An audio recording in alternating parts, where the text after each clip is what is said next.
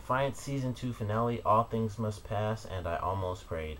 This was a great season finale. I'm really hoping that we get a Season 3. I was looking up stuff while the show was on. Nothing official yet, but the ratings have been really good this season, or at least fairly good for a show. So I'm hoping we get a Season 3, and if we do, I think it's going to be an amazing Season 3 because this was a great season finale. There were great storylines that I'm really excited to see. Um, we had some really big ups and downs in the season finale. Of course, like the saddest thing that happened is that we lost Tommy, which I really wasn't expecting. I was hoping we would get to see him healed and then we go on to season 3 and he'd be in there. But sadly, he did make it through the season finale.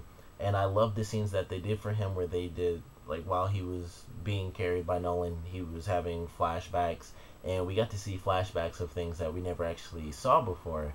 And it all took place during season 1. Some stuff was during, I guess, like the first and second episode when he first really got mad at Nolan. There's a time when he proposed to Irissa, and then there was a time which was pretty much right after the season finale where he helped Nolan escape from the city, and it was really good. I thought that was a really nice touch that they had, and Tommy and Nolan had their final moments to talk to each other, and they had some jokes in a couple of scenes. But it was really sad to see him go, and then in the next scene when Nolan actually carried his body and he got to Berlin and she saw his body and she was really upset. And I really enjoyed that scene. Like, she was asking Nolan, did Irissa do it? And he was like, it wasn't her. And then she yelled it again and he just yelled back yes, and that was all he could say. I thought that was a really, really great scene. And that's going to have a really big effect. Of course, it has an effect on Berlin because she was with Tommy, and of course the same for Irissa, and she was the one who did it, so it's going to affect her even more. But it's going to be a really big factor if we do get a season 3. But it was the saddest moment in the season finale, and it really sucks to see that character go. I was hoping to get more out of him. I always enjoyed his character. He was always like kind of the center balance. He wasn't too good or too bad. He was like right in the middle. He would typically follow the rules, so he was more towards the good side where he was almost too good. But he would follow the rules. If he really felt he needed to break them, then he would. But I thought he was a great character. It sucks to see him go, but it was a really good way and a nice fitting way to sort of remember his character by going through those flashbacks we never actually got to see, and having multiple emotional moments with, I guess, the 3 characters that were really around him the most. So that was really good. Like, they all each had their own moments to cry throughout the season finale. So I really enjoyed that. But the rest of it was really good. We got to see New York was destroyed. So that was a really interesting scene. I didn't expect it to be that way where it was actually terraformed. I thought it would kind of just be destroyed. But New York is destroyed. Fortunately, of course, in the season finale, everyone does end up being saved, so that's no real surprise. But the road leading to it, including Tommy's death, was very interesting, and a lot of different things happened that didn't involve the main storyline, like the stuff that happened with Daytak and him and his wife getting back together, and them being kidnapped in the first episode and basically being served up on a platter to Amanda by Pottinger. Um, I didn't expect them to actually stay together, which is something that really caught my attention because in the season finale we did get the doc back, so that was really cool to see her come back in. And when she told Amanda exactly what happened with sort of making that clone of her sister, I was surprised that things still sort of stuck with Pottinger. So it was actually kind of interesting to see them stay together. But he he knew who killed Amanda's sister, and he was just serving them up on a platter. And now Amanda knows, and she has that idea, and it was something that could possibly happen in season 3. And she mentioned how if they died, if the Daytak family died, then it would be a vacuum in the criminal underworld, and people would just fight, because that is what happens when the big people go down. The little people try to all get to the top at one time, and a lot of people would die. So she said if we do it, we have to plan it, and we have to do it, we have to be smart about it. So she didn't exactly say that she doesn't want to do it, and she outright mentions that she really wanted to, and she was upset by the fact that she wanted to kill Fabi, but or Stama, but she that's what she wanted to do, and she had that idea, like, if we're gonna kill them, it has to be smart. So it's possible that that could come up in season 3, where she's not exactly over it, because that was really the only confrontation she had in the season finale. After that happened, things kind of kept ramping up, and she was, of course, being highly involved in some of the government stuff. She was a part of the sort of save the world storyline of the 2 episodes, while Daytech and his family kind of went off to pretty much uh, deal with their men who betrayed him, which I thought was an amazing scene as well. The paralytic on the gloves and getting on the cards, I thought that was really cool, and they just dumped their bodies like right under the floor and just put the grate over them. I thought that was a great scene. It was really cool, and so they kind of Daytech and his wife reconcile, which doesn't exactly go over well with anyone else in the house, I guess. But that's to be expected. And then, I like the biggest thing, and of course I'm totally blanking on the name, but um, Alak's wife, I don't know why I can never remember her name, but her mother coming back in was something that just completely changed in this episode. When she came back last week, it was really simple. It was kind of like she came in, her husband went out, and it was sort of the switch where they both be in the show, but she kind of take the forefront as far as cast member. But with the way things went in this episode, she basically kidnapped her daughter, she knocked out her son-in-law, and just drug them both away from the city because she kind of just wants to kidnap them and kind of have them under her roof and not under Daytech and his wife. And now they're being followed, and it was just crazy. I never would have expected that to happen, but she seemed like she was coming back, and it was just really nice. Of course, she hates Daytech, and that's just, people hating their family, I think, is just a typical thing in the city. But I guess, it's kind of different when your daughter marries their son. And she did not want her daughter in that house, so she kidnapped her daughter as well as her son-in-law, and now she's kind of on the run with her son. And it just was something I did not expect, and it's something I'm really excited to see in season 3, because it's just a crazy storyline. She comes in as the mother, and I thought she would just be the nice mother. She came in, she got the help that she needed, and she came back into town, and things were supposed to work out, and it just didn't happen that way. So it was a great twist in that little detail of the story. So I'm really excited for that. And that also led to another great moment in the season finale, which is her having to kidnap her daughter, and Alak leads Daytech and his wife to go get Rafe out of prison. And when that happens, he's about to be killed in the firing line with Berlin, and they all get saved. And the thing I enjoyed about that scene the most is that something I read about season 3 was talking about how each season had its own story. Like season 1 was kind of Nolan, it's just like the sheriff running the town. Season 2 was kind of like the government and stuff like that, and then season 3 would be more of a global thing with theology and the government and society.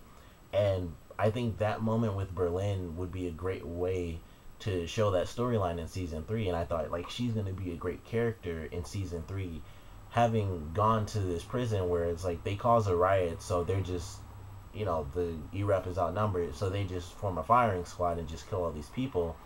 And then Berlin doesn't want that to happen, so they put her in the firing line, and she's just saved. So it's like she's had this experience now where she's been a part of the E-Rep this season, and I'm sure, of course, before the season. And she was kind of she was the sort of too good character, where Tommy was sort of in the middle. She was that too good character.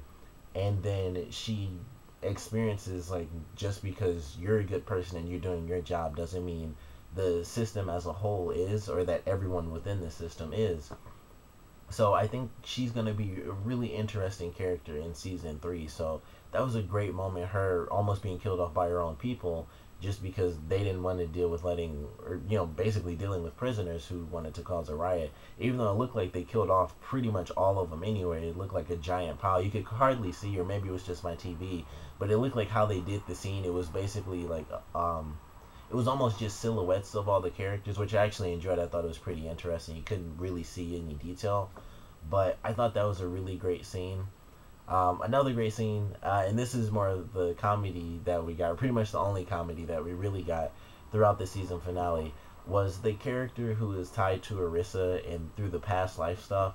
I love his character. I thought he was so funny in this. Like, he just has really silly moments, and I like his character because of that. And he just like even if it was a serious moment, when he was first introduced to Amanda and Pottinger, when he was talking about the tech, he was like, it wanted me, or like it wanted to be inside me. He was like, I'm not saying that right. And then Nolan just pushed him back because like you're not helping right now. I thought that was a really great scene. And when Nolan was fighting against the E-Rep people to escape being put in the jail cell, which was an amazing scene. Like the guy tased him, and he was just like walking towards the guy, and he just like clotheslined him. I thought that was a crazy scene for Nolan. It was pretty cool. And then the guy just looks at him like, "Are you gonna fall over?" I thought that was a pretty funny scene as well. But I really liked his character. I'm hoping he does stay in the show, but unfortunately, I don't think he will, because they do specify, because we actually get the full flashback, which was really great. We get the full flashback and we get to know that he and Irissa can't be near each other, otherwise the keys might come too close in contact and might get into one of them, and then the same thing will happen all over again that happened during the season finale. So unfortunately, I don't think he'll be in too many episodes of season 3, but I'm hoping they can work a story around it where maybe he just asks Nolan for help and Nolan goes to help the guy out or something, because he's a really silly character. So I'm hoping we do get to see more of him in season 3. But I love both episodes we got. The season finale was definitely great. I'm really excited for season 3. Of course, comment below, let me know what you guys thought about it, your favorite parts, your least favorite parts. I'm trying to make sure I didn't really miss any big details. Of course, well, I guess I should talk about the actual ending itself. With Nolan and Irissa being in the capsule, the biggest question I have is how much time is going to pass between season 2 and season 3, because between this season and last season, they did an entire year, and there were huge changes within the city, and I just can't wait to see what happens in season 3. And how long is it going to be until Nolan and Irissa are actually found? I was wondering if they would do maybe like the first episode or first 2 episodes, it's pretty much everyone else trying to find Nolan and Irissa, or at least Amanda, because Amanda cares more about Nolan than pretty much anyone else. Even though she's with Pottinger, I think she's going to be looking for Nolan, because he's the good guy of the show, and he went and he saved the world pretty much, he and Irissa. And the other guy, but no one really knows him.